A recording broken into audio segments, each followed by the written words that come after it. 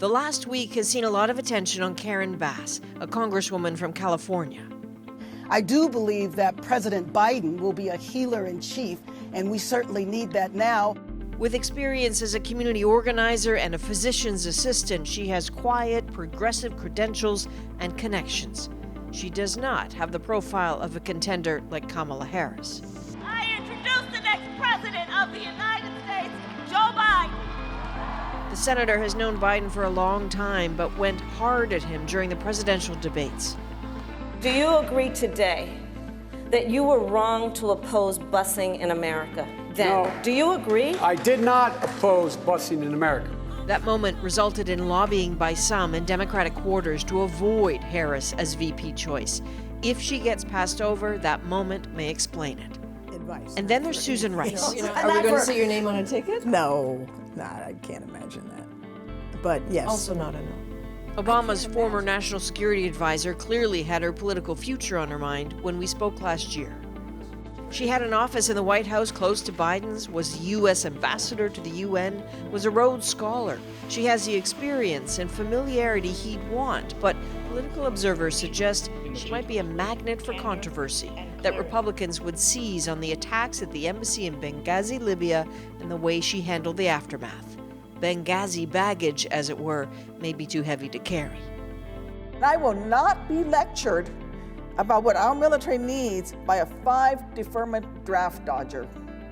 Keep your eyes on Senator Tammy Duckworth. She's an Iraq War veteran, Purple Heart recipient, and is a formidable politician who's earned respect from both sides of the aisle. There might be two concerns. She was born in Bangkok, which could rule her out for an eventual presidential run. And she comes from a solidly Democratic state. Biden may want someone who can help him in places where he needs it most, places like Florida. Sometimes the situation chooses you. And so take note of Congresswoman Val Demings. She caught national attention as a Democratic impeachment manager. She was also Orlando's first female police chief who spent 30 years on the force. She has pushed hard on bridging the racial divide in policing. Many argue she didn't push hard enough. Her record could help or hurt. Fundamentally, though, Biden wants a running mate who can energize voters and bring them together. Now, no matter which woman he chooses, it could very well be someone not on that list. The sleeves are being rolled up in preparation for some vicious attacks, something every candidate on that list has certainly seen before. With me tonight to talk about that VP choice and this election and what it means for our neighbors and this country is Errin Haines, editor-at-large of The 19th, a news organization focusing on politics, policy, and gender, and David Frum, senior editor at The Atlantic. Thank you both for joining us. So much to talk about here. So, Errin, we have to start with you. You know, what do you make of Joe Biden announcing really early on that he was going to pick a woman as his vice president? What went through you when you heard that? Well, I think it was a nod to the acknowledgement of a couple of things. Joe Biden was the, front runner for much of the 2020 Democratic primary. And so that, in most voters' minds, already set the stage for a contest between two white men in their 70s in a country where the majority of the electorate is women. And so him signaling that he was going to have a woman running mate on the ticket was really a sign not only of who the majority of the electorate in this country is, but really what he sees as the future of the Democratic Party. Okay, so David, we know presidents aren't usually chosen on the basis of their VP choice, but clearly, the stakes are very different this time. The stakes are very different from point of view of governing. I think it probably is more true than ever that the vice president will add little or nothing to the ticket. This is a referendum on mismanagement of epidemic, mismanagement of the economy. This is an election that is all about Donald Trump. He will either survive or more probably lose. With Joe Biden, if he were taking advice from me, and why would he? But my advice to him would be, remember, you're not going to live forever. This is not just about 2024. You have to consider he's the oldest person ever to become president, and there is a pandemic. So the top consideration, there are really two considerations. The top one is to pick someone who could, on day one, if need be, handle a national or international crisis. And the second consideration is somebody who's played politics at the highest level before, because this is a really hard game. This is no place to start your political career. Okay, it sounds like you have a hunch who he might pick. I have no idea who he'll pick, but I would say it should be somebody of the people you've mentioned. That Kamala Harris and Susan Rice are in a different league from the people who've served in the House, because Susan Rice has been a crisis manager. Kamala Harris has been a U.S. senator. She's running a statewide race, so they bring supreme qualifications to be ready to play an extremely difficult game. I don't think there's anything that can get you ready for how hard it is if you haven't done it before. Erin, do you have an instinct on either who he should or who you'd like to see him pick? Oh, no, I'm absolutely out of the prediction business in American politics for sure. But, what I say is, obviously Joe Biden's going to pick the woman, which, for the third time in our history is happening. And so it really is a question of whether the third time's going to be a charm or whether it's 3 strikes and out for both Joe Biden and the woman who he will be naming as his running mate, possibly as soon as next week. So after he announces, Erin, how many seconds do you give it before the misogynistic attacks begin?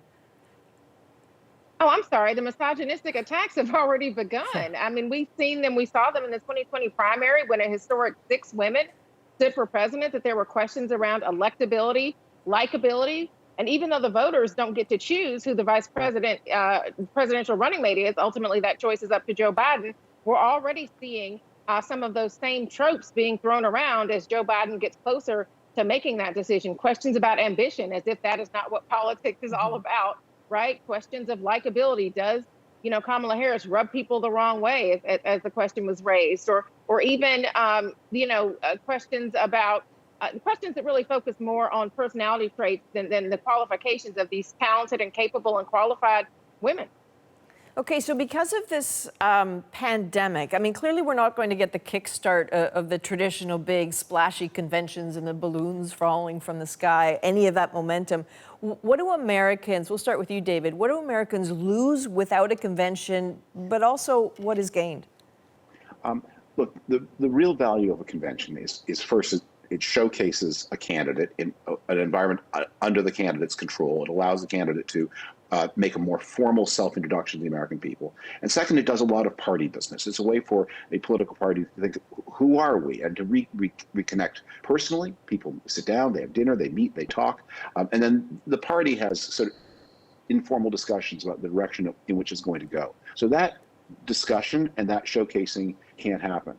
But I think Biden is better off because of it, because the absence of the convention makes this election even more than a usual election, a referendum on the incumbent. This election is all about how do you feel about the condition of the country? And the more Biden can keep it focused on that question, Donald Trump will insist on keeping it focused on that question, the worse for Donald Trump, because the condition of the country is so very, very bad.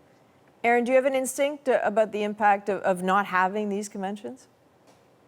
Well, I mean, the convention is usually an opportunity to have the candidates on a big stage. It is basically the starting gun, for the home stretch into the general election, and really a chance for the parties really to kind of unite around that ticket and begin to get excited because it's starting to feel more real. But the fact that these conventions aren't happening is yet another reminder of the situation that we are in. These conventions are another, they're a campaign casualty of the pandemic, and it will be a reminder for folks that this is already the most extraordinary election year that we've ever been in.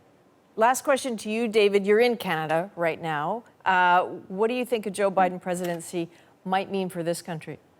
Well, I think many Canadians will breathe a sigh of relief that it means something more like normal. But a thing to worry about is that Biden really has embraced parts of the Trump trade agenda, that he's talked about raising national borders against medical trade. The world needs more trade, not less. This pandemic has raised barriers between countries, and I worry that many of the voices around Joe Biden will encourage him to continue the protectionist direction started under Donald Trump, and that would be a bad thing for the United States, for Canada, for the world. On the other hand, there are going to be, from a Canadian point of view, a lot of familiar faces around Biden, and the language will be similar. And I think the whole world is going to give this administration, if it happens, a kind of honeymoon, just to say, thank you, to have that all be over. And I think the next next American president will say, we vow to the world, we as a nation will never, ever, ever mix tequila and Quaaludes ever again. All right, I have to end there. All right, David Frum, Errin Haines, thank you both very much. Thank you.